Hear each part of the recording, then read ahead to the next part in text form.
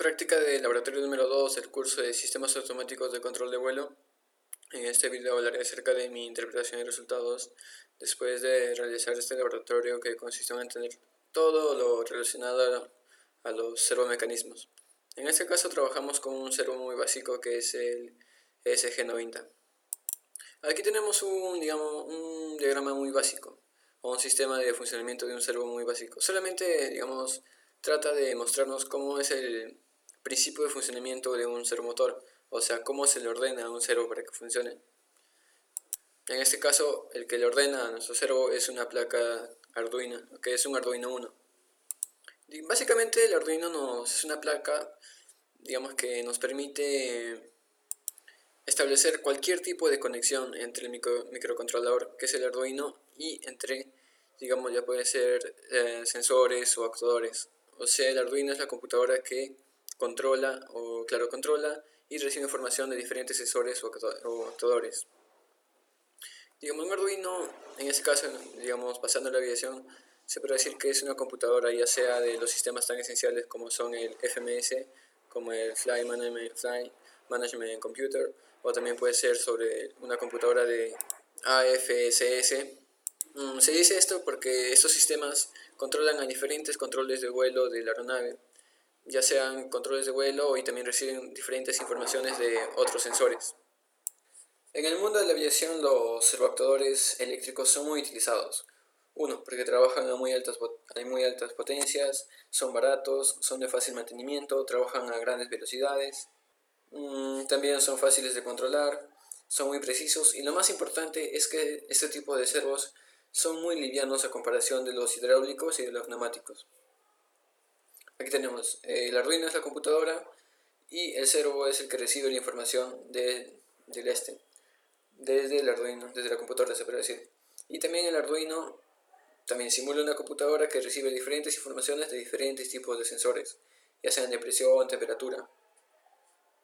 Luego hablamos de un tema muy importante que es el PMW, que es la modulación por ancho de pulsos, que es una modulación, parte de un tren de pulsos que varía entre el voltaje máximo posiblemente suministrado y un voltaje cero. O sea, la clave se encuentra en el tiempo en el que dura un voltaje máximo con respecto a todo el tiempo que pudiera estar activo. Este tipo de modulación también es muy utilizado para controlar servomotores, ya que de esta manera se puede modificar la posición de acuerdo al ancho del pulso enviado cada cierto periodo que depende de cada servomotor. O sea, solamente variamos el ciclo de trabajo o el duty cycle. O sea, el tiempo en el que suministramos la máxima potencia posible que se puede dar, o el máximo voltaje posible que se puede entregar a un sistema. De esta manera podemos trabajar, variar diferentes parámetros, ya sea el ángulo de posición de un servomotor, la intensidad de luminosidad de un foco, o la velocidad en la que trabaja un motor, en la que rota un motor. En esas tres gráficas vemos cómo el cambio del duty cycle o el ciclo de trabajo, o el tiempo en el que otorgamos el máximo voltaje del sistema, o sea, en este caso que son 5 voltios, cómo es que varía. En este caso, si es que solamente trabajamos un duty cycle del 50%, o sea, del ancho de banda, o claro, del 50%, solamente estamos otorgando 6,6 voltios al sistema para que pueda funcionar. En el segundo vemos como un duty cycle del 25%, que es un cuarto, solamente otorga 1,25 voltios. Y si es que otorgamos un duty cycle del 75%, o sea, estamos entregando aproximadamente 3,78 voltios. De esta manera lo vamos a relacionar, pero al funcionamiento de un servomotor.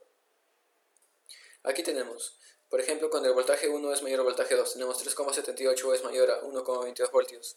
El ángulo en que varía nuestro servoactuador, que es el SG90, solamente marca 135 grados. Es porque estamos entregando un aproximado del 75% del ciclo de trabajo.